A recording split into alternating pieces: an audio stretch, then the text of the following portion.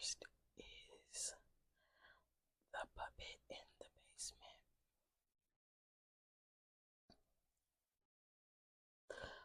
Mommy told me never to go in the basement, but I wanted to see what was making that noise.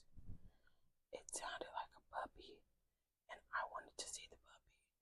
So I opened the basement door and tiptoed down a bit.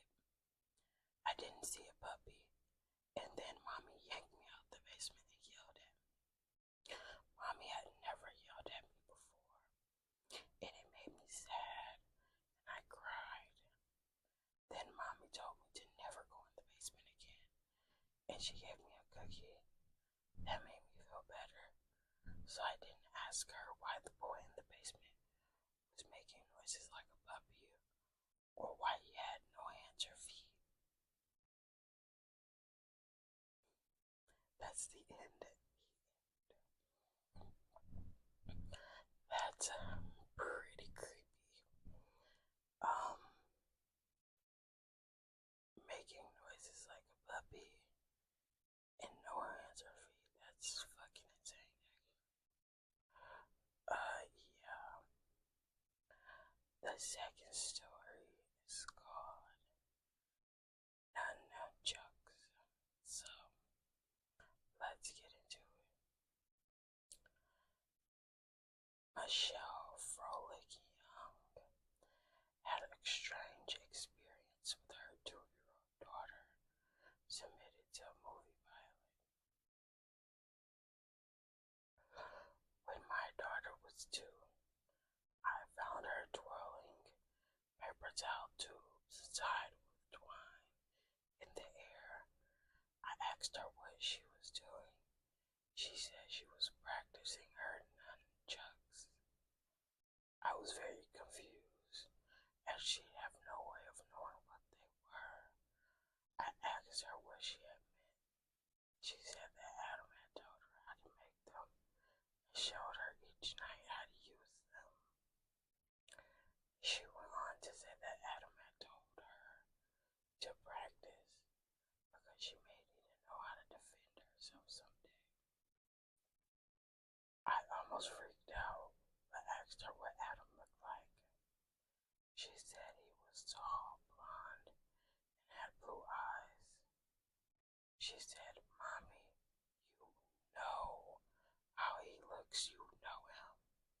He died of a headache. I had to leave the room. You see him 4 months before she was born. My tall, blonde, blue-eyed martial arts girlfriend had died of a brain aneurysm at the age of 27. She had not spoken to him since that day, so I'm not sure if I scared her with my reaction, or if she had completed her lessons. That's pretty crazy. Wow. I like that ghost story though. Like, Adam taught her a lesson.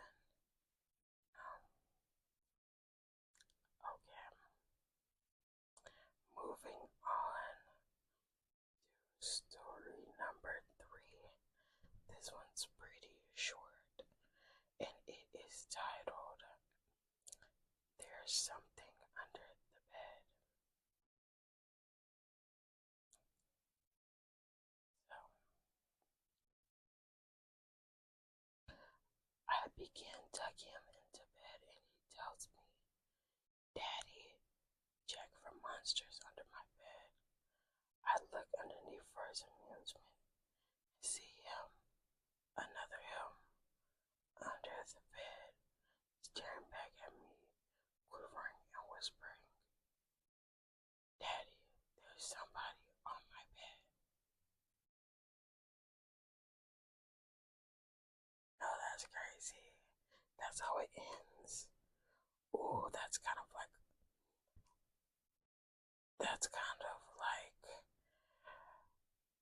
I don't know, that's crazy. Like, who would you believe if you were a parent and like your kid, you're tucking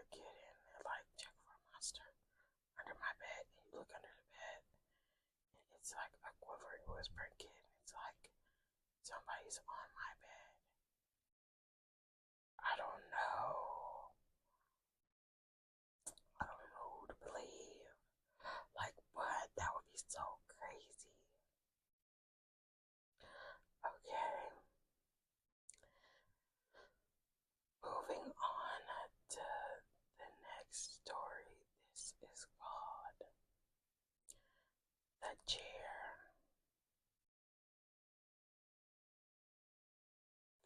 This short tale starts benignly enough with a friendly seeming ghost playing with children.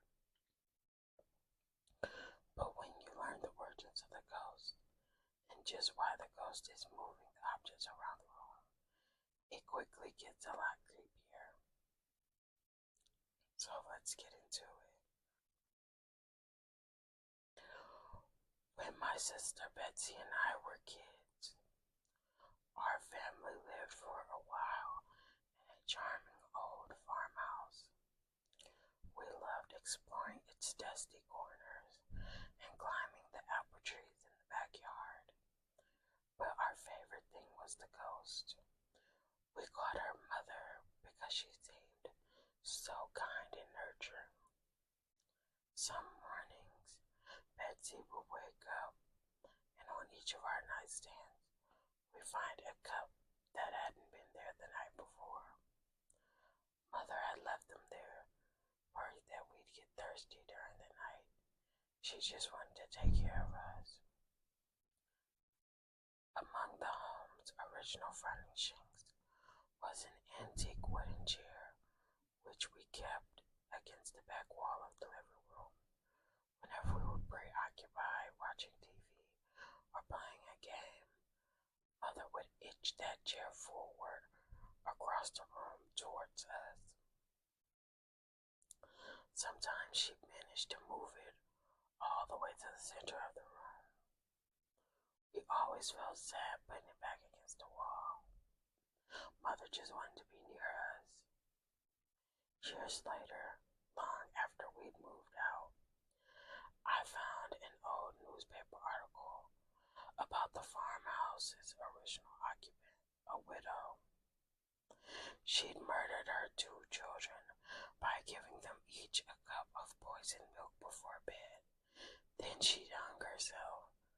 The article included a photo of the farmhouse's living room with a woman's body hanging from a beam. Underneath her, knocked over, was that old wooden chair, placed exactly in the center of the room. Did it just get colder in here, or is it just me? Okay, that is, yeah, that's a bit of a twist because you think like, oh, Mother's just helping, but like, no, Mother has other intentions. Yikes. Okay.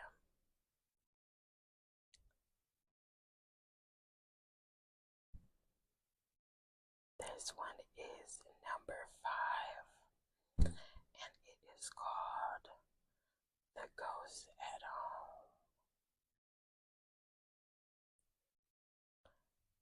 And it says in one of my favorite versions, a man thinks he loses his phone and someone is playing a trick on him.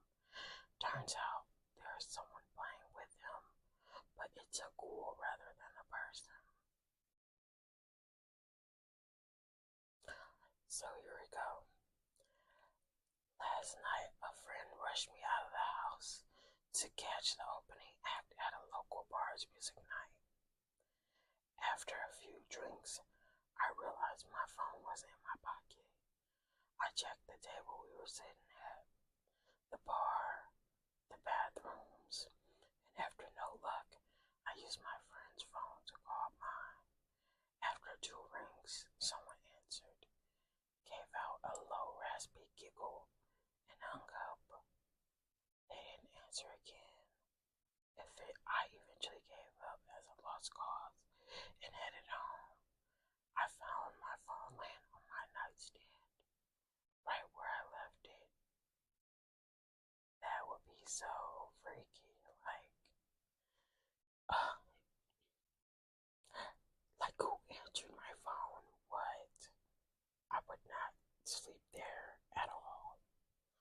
Oh my goodness. Yikes.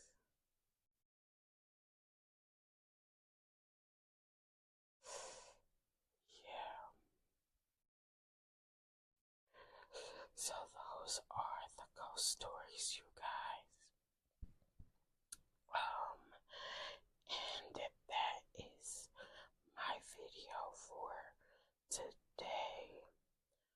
Don't forget to like, comment your own ghost stories down below, and subscribe.